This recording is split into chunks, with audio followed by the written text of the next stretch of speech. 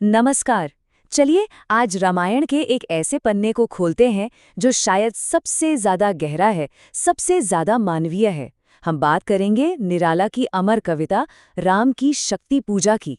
ये सिर्फ एक कहानी नहीं है, बल्कि एक नायक के विश्वास की, उसकी आस्था की सबसे बड़ी परीक्षा है। तो चलिए कहानी की शुरुआत करते हैं सीधे कविता की पहली ही पंक्ति से। सोचिए क्या माहौल बना दिया है इन शब्दों ने। सूरज डूब चुका है, दिन का युद्ध खत्म, लेकिन राम और रावण का वो महायुद्ध, वो समय के पन्ने पर हमेशा के लिए अमर हो गया है।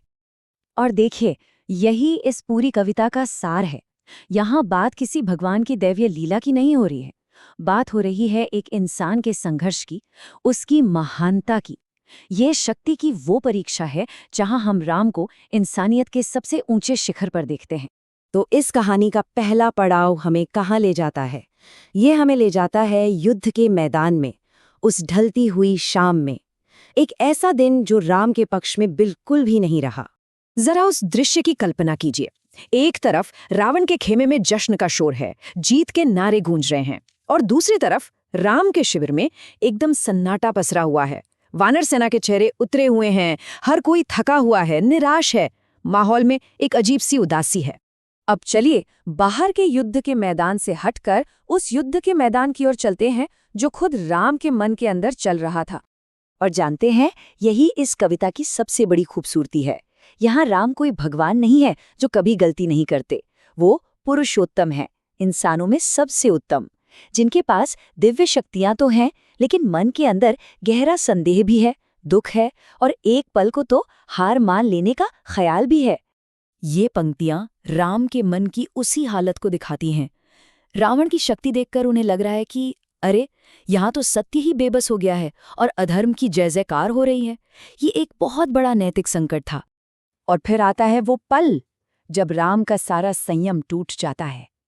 अपनी युद्ध परिषद में वो रोते हुए कहते हैं कि अन्याय जिधर है, शक्ति भी उधर ही है। उन्हें लगने लगा था कि खुद महाशक्ति यानी ब्रह्मांड की ऊर्जा रावण की तरफ से लड़ रही है। ठीक उसी पल जब निराशा अपनी चरम पर थी, जब लग रहा था कि अब सब खत्म, तभी ज्ञान की एक किरण चमकती है जो युद्ध का पूरा रुख बदलने वाली थी। सवाल तो बिल्कुल साफ था, जो हर किसी के मन में था। भाई, जब महाशक्ति ही रावण के साथ है तो राम युद्ध करे भी तो कैसे? ये तो एक नामुमकिन सी लगने वाली स्थिति थी।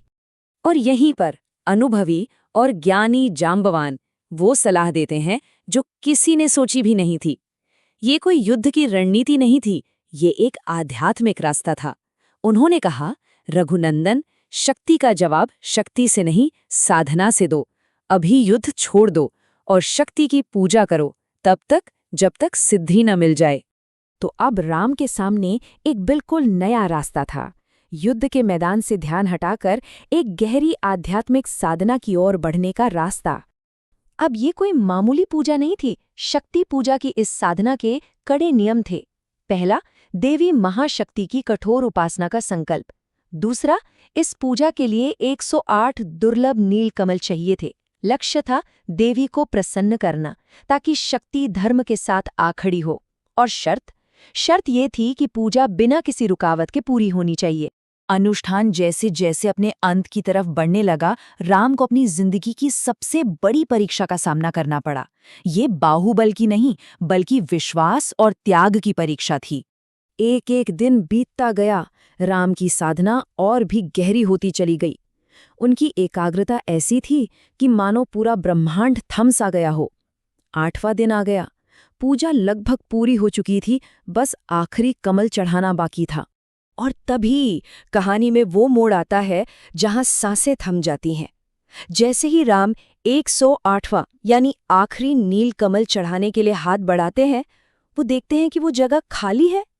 कमल गायब हो चुका था। पूजा के बीच में उठना मतलब साधना भंग। उस गहरी निराशा के पल में अचानक राम को कुछ याद आता है। उन्हें अपनी माँ कौशल्या के शब्द याद आते हैं, जो उन्हें प्यार से हमेशा राजीव नयन कहती थीं, यानी कमल जैसे नयनों वाला। समाधान कहीं बाहर नहीं, उनके अंदर ही था। और उनका संकल्प देखिए। उन्होंने फैसला किया कि अगर 108वां कमल नहीं है तो वो उस कमल की जगह अपनी एक आंख अर्पित कर देंगे। ये भक्ति की, समर्पण की पराकाष्ठा थी। उन्होंने एक तीर उठाया और अपनी आंख निकालने के लिए तैयार हो गए। उनकी इस कठोर परीक्षा और अटूट भक्ति का फल मिलने का समय आ गया था।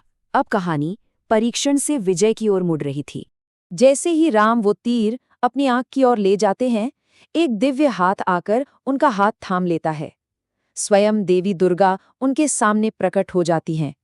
उन्होंने राम के विश्वास को उसकी आखिरी सीमा तक परखा था। और फिर देवी वो शक्तिशाली वरदान देती हैं जिसका हर किसी को इंतजार था। वो कहती हैं, होगी जय हे पुरुषोत्तम नवीन।